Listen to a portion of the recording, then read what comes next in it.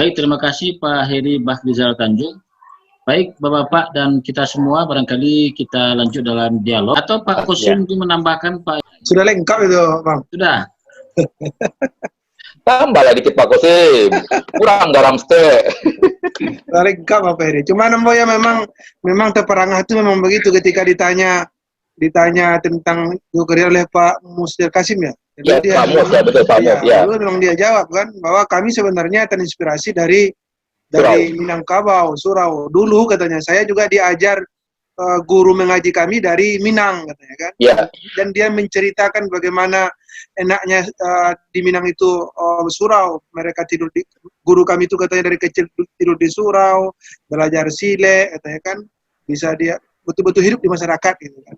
Kami diajarkan didikan subuh gitu. Jadi memang diceritakannya persis seperti surau yang kita ketahui dalam sejarah itu gitu.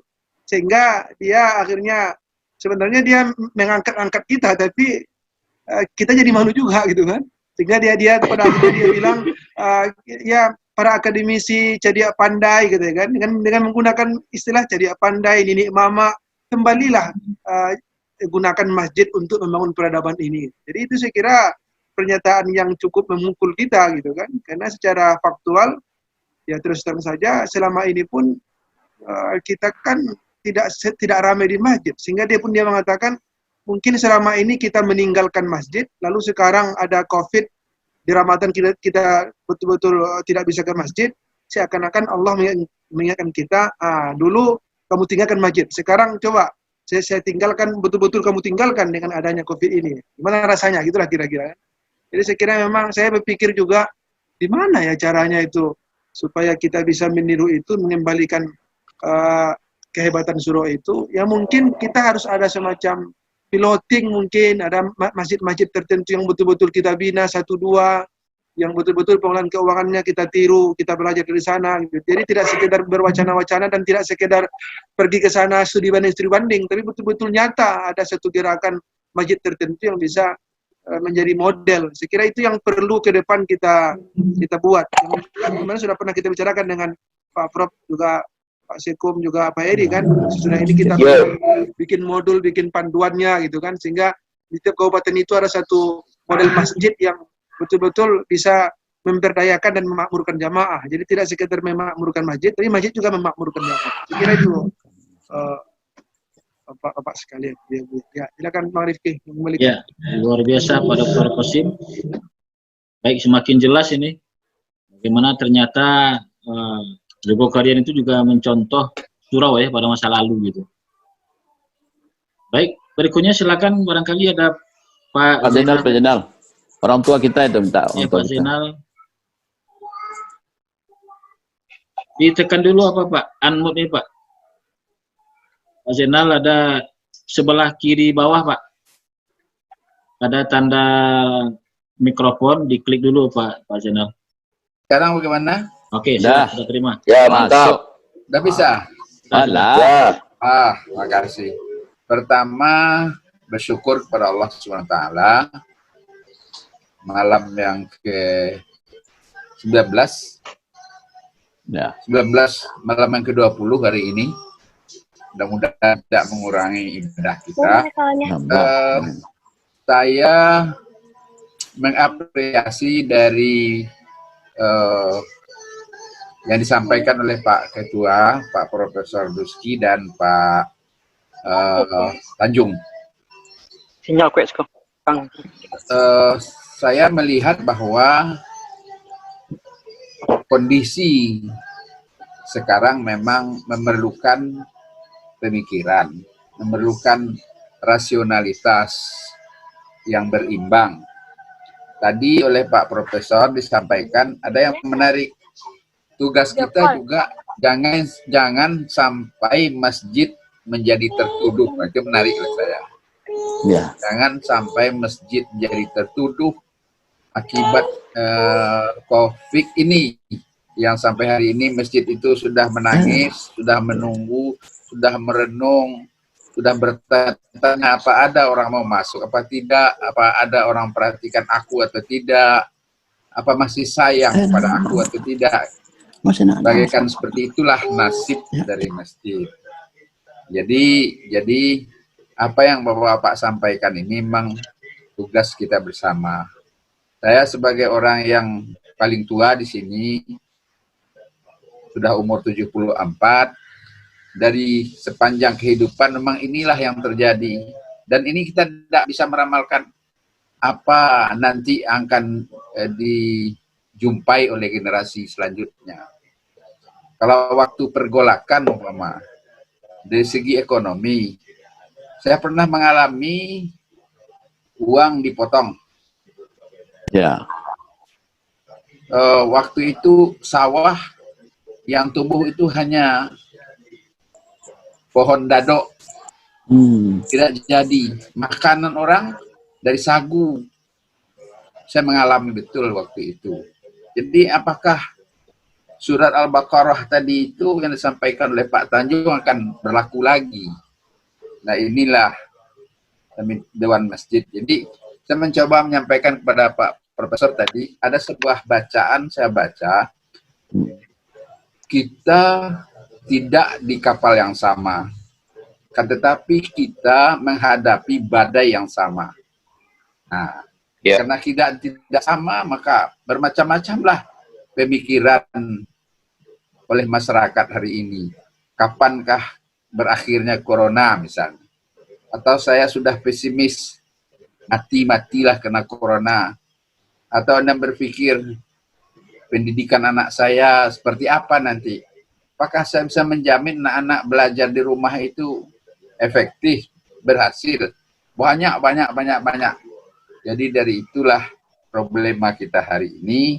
Dan saya sangat apresiasi atas host Pak Rifki, Haji Rifki, dan kawan-kawan untuk kita melakukan perjumpaan ini. Jadi begitu saya baca lewat Pak Profesor, saya ikut satu.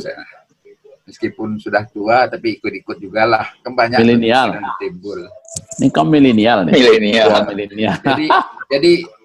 Jadi saya pertama bersyukur bertemu dengan bapak-bapak semua. Pertama Pak Profesor, Pak Sekretaris Umum yang aktif terus-menerus.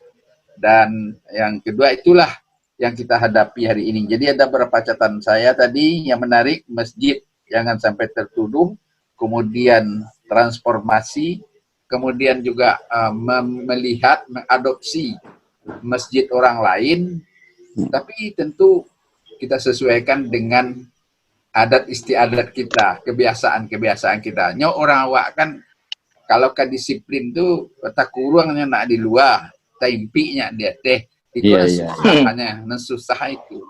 susahnya itu.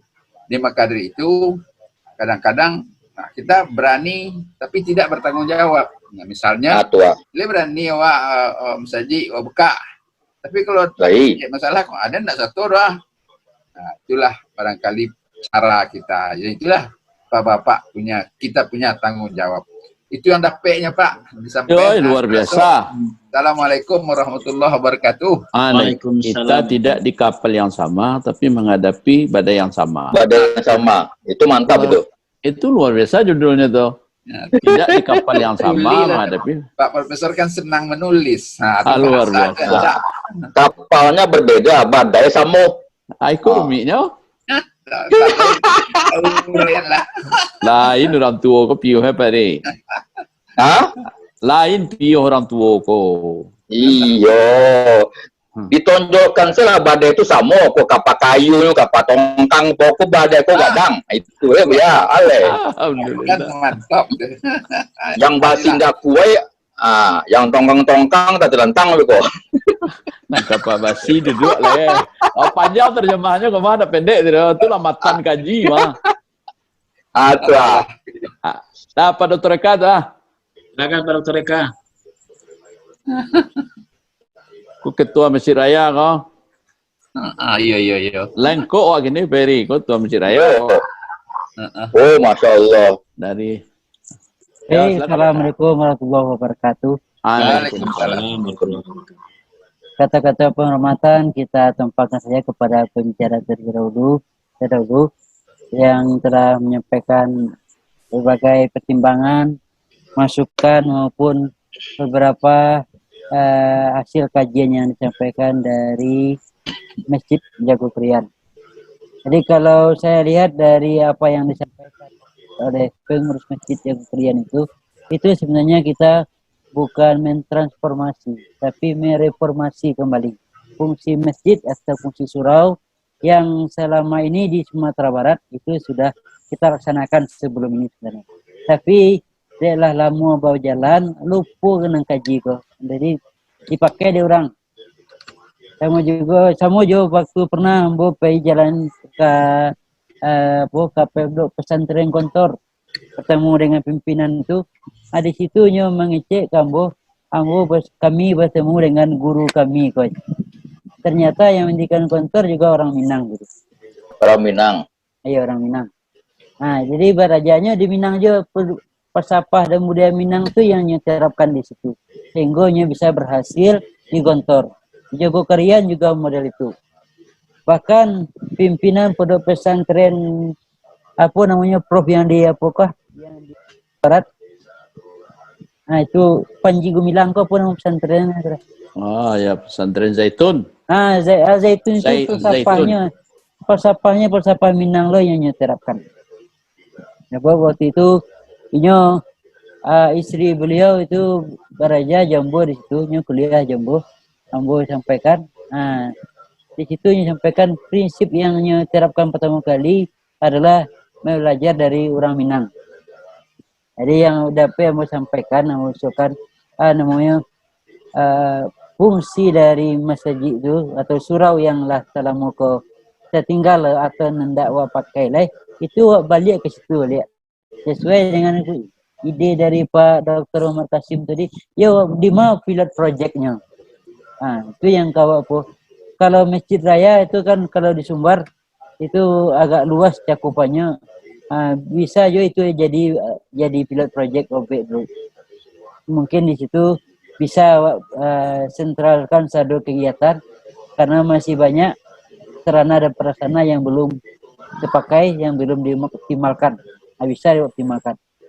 Itu tentu menuju dari kesepakatan bersama, apakah mungkin Masjid Raya itu menjadi center dulu dalam rangka mewujudkan kalau reformasi masjid, sehingga fungsi masjid itu dari fungsi yang yang ada di tengah masyarakat bisa kita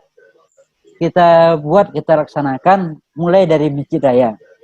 Nah, contohnya Kini kok kan ada satu bantuan ke Masjid Raya yang jumlahnya mungkin agak besar juga menurut Ambo. Tapi Ambo bingung juga kama dibagi ke bantuan ko. Sebabnya harus habis ko menjalang rayu. Kalau pilot project atau punya kegiatan atau program itu saya pertama dulu buat kegiatan. Kira-kira itu saya usulan Ambo Prof atau bentuk bantuannya tuh Pak Peri? Bantuannya berupa kalau dulu kan kurma aja bantu. Tapi kurma karena tidak bawa buku di Masjid Raya, bantu piti kurma ko bantu sebanyak 2 ton. 2 ton ko berapa piti gitu ya? Banyak piti itu. Itu. Kalau dibalik ke kurma itu sagudang sampai kantua proke penuh teman-teman. Harus dibayar sampai minum habis. Hanya habis sebanyak menyerang rayo lah. Pikirkanlah ada kegiatan tuh Pak. Kan bagus dah. Yang bisa mungkin kalau memang masjid segera dibuka kan pikirkan segini. Kalau Mas, kalau ada peluang dari Pak Eri, Pak Eka tuh. Itu salah satu. Jadi memang DMI atau masjid itu betul-betul bergerakkan lah. Cuma ada anggaran itu tidak lalu menyeluruh. Tunjuk saya pilot project. Bisa itu kalau dibagi untuk kabupaten kota bisa, kabupaten kota bisa makan tapi kegiatannya bentuk kegiatannya. Oke, sama pikirkan. Itu. Beko awak kerucutkan beko. Jadi. Kemudian kan ada patang Ambo baca di grup ada revitalisasi didikan subuh. Didikan subuh didikan subuh awak lah jalan tadi setiap tahun. Terutama di Pemprov Atau tahun kini ke awak baru hampir tu ya Pak Dr. Aliman. Ya, Baru ya. hampir jalan. Rencananya itu untuk Listrik seluruh mau mati tadi. iya. Untuk kabupaten kota itu awak akan ada pembinaan didikan subuh. Nah, jadi kalau nanti seandainya awak rubah format pembiayaannya dari provinsi, kita hibahkan ke DMI, DMI itu nanti akan yang mengelola dana untuk penilaian didikan subuh. Di model itu saya dan apa yang Itu bagus tuh. jadi DMI itu tidak hanya namun saya yang kadang, tapi memang kegiatannya kadang loh. Nah, itu Alhamdulillah. Luar biasa itu. model tuan, tapi nanti kan apa namanya itu sifatnya dihibahkan saja kegiatannya itu. Kalau kini kan kerajur kami itu harusnya mendak kerajur sampai ke bawah, tapi hanya sebagai koordinator seharusnya. Begitu Pak Prof. Kemudian Terima kasih PK. mungkin demikian tanggapan Ibu. Lebih kurang mohon maaf. Wabillahi taufik wal hidayah. Wassalamualaikum warahmatullahi wabarakatuh. Waalaikumsalam warahmatullahi wabarakatuh. Assalamualaikum warahmatullahi wabarakatuh. Baik, mungkin berikutnya Pak Sekum nih, Pak Dirman Hamzah. Ya, baiklah. Assalamualaikum warahmatullahi wabarakatuh. Baiklah, barangkali memang untuk ke depan diperlukan semacam kerjasama antara DMI dengan Pemprov, dalam hal ini Biro Bintal dan Kesra. Mungkin ada pola yang bisa kita tiru seperti di Pak Eka di Sulawesi Selatan. Ya, DMI mengajukan beberapa konsep, lalu yang ditumpangkan ke Biro Bintal Kesra. Jadi kegiatannya dilaksanakan Biro Bintal Kesra, DMI memberikan support, bantuan dan tenaga. Itu ke depan. Karena memang kan dana hibah itu kan hanya 2 tahun sekali. 2 tahun. Ya, jadi kalau Makassar kan ketika dapat dana hibah dilaksanakan oleh DMI, tetapi kemudian ketika giliran off tidak ada, nah DMI mengajukan konsep, jadi semacam kerjasama. Nah, ini yang kita harapkan ke depan. Mungkin banyak, umpamanya ada beberapa kegiatan yang selain didikan subuh, ada kegiatan pemilihan masjid paripurna mendorong peningkatan. Dengan adanya pemilihan ini ada motivasi untuk meningkatkan pelaksanaan manajemen di masjid-masjid kabupaten kota. Iya. Ini sudah 4 tahun, 5 tahun tidak dilaksanakan. Jadi barangkali mungkin ke depan bisa kita masukkan ini dalam kegiatan Pemprov barangkali. Itu dulu yang mengadakan DMI atau Pemprov? DMI. DMI 2012 dan 2014. Ketika DMI 2013, tapi dilaksanakan 2014. Ketika DMI masih dapat anggaran, kan 2010, 2011, 2012 itu dapat anggaran setiap tahun dari dana hibah. Nah, lalu ada perubahan, hanya berganti tahun, tetapi sejak 2013, 2014 sampai sekarang baru 2020 ini dapat. Nah, kita harapkan 2021 kan ke depan kita tidak dapat.